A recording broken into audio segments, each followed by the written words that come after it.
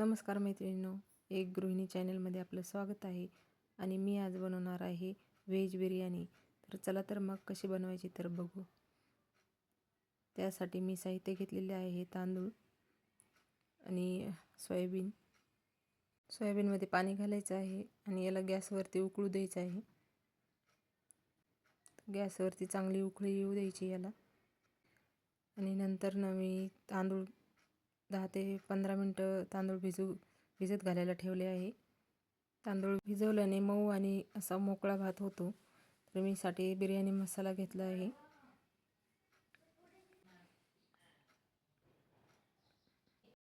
बिर्याणी मसाला, मीठ, लाल चटणी आणि जिरे, मोहरी, टमाटर, लवंगा, मिरे, तेजपत्ता, दालचिनी, कढीपत्ता, अद्रक लसूण पेस्ट, मिरची, कांदा. कुकर गरम करायला ठेवला आहे आणि आता यात तेल घालायचं आहे 5 ते 6 चमचे. थोडं तेल जास्त टाकल्यामुळे आणखीनच बिर्याणी टेस्ट लागते. त्यामुळे थोडं तेल जास्त टाकलेलं आहे. मोहरी, जिरे,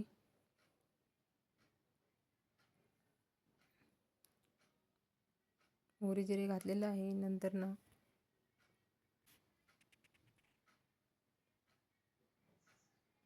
नंतर मिरची टाकायची आहे. मिरची चांगली तळा म्हणून मी मिरची पहिले टाकत असते. नंतर अद्रक लसूण पेस्ट. याला थोडंसं हलवून घ्यायचं आहे.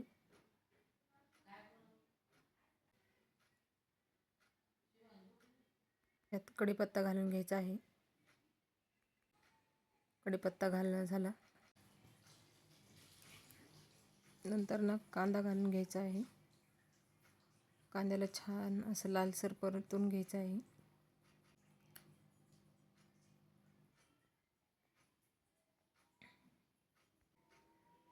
नंतर तेजपत्ता, लवंग, मिरे सगळं काही घालून घ्यायचं आहे.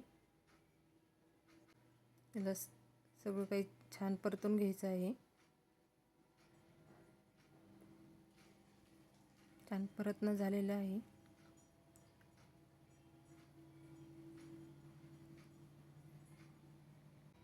नंतर आता टोमॅटो घालून घ्यायचा आहे. टोमॅटोला बी छान परतून घ्यायचं आहे.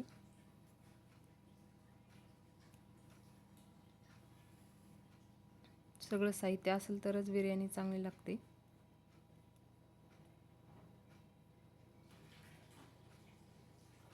नंतर आता आपण सर्व काही मसाले काढून घेतलेले आहे तर ते घालून घ्यायचे आहे. लाल मिरची आणि मीठ, बिर्याणी मसाला,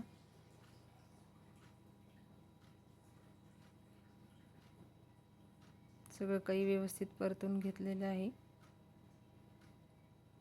आता तांदूळ भिजत घातलेले होते, छान असे भिजलेले आहेत. 15 ते 20 मिनटं भिजू घातले होते. आता तांदूळ याच्यामध्ये टाकून द्यायचे आहे.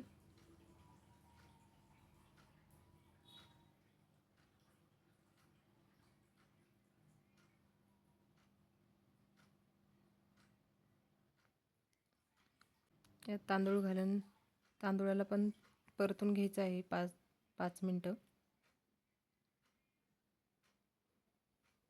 परतून घेतल्यामुळे असा मोकळा भात बिर्याणी होते.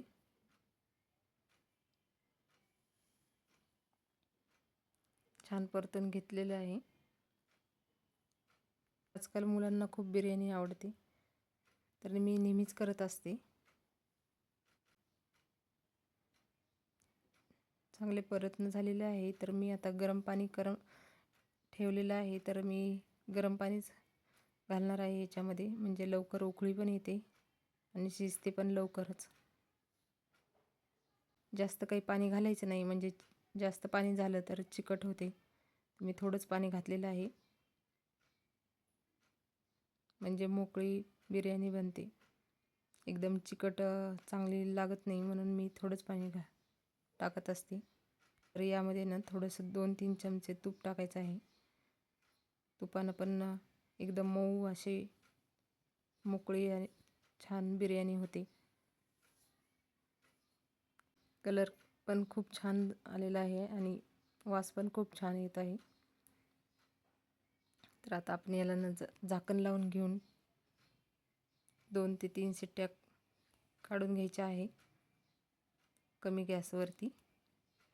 नंतर मी सोयाबीन वडे जे उकळून घेतलेले आहे, तर मी तेल कढईत टाकलेलं आहे. आपल्याला सोयाबीन वडे तळून घ्यायचे आहेत. तर त्या सोयाबीन वड्याला चांगलं पिळून घ्यायचं आहे.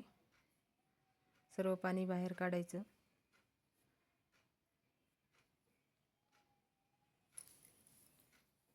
जे काही वास येत नाही, चांगलं धुवून पिळून घेतल्यामुळं आणि पाणी काही नाही राहिल्यामुळे लवकर पण तळते.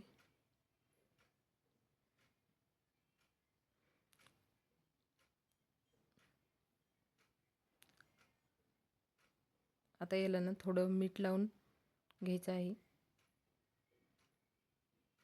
आणि तळून घ्यायचे आहे. आणि लालसर तळून घ्यायचं आहे.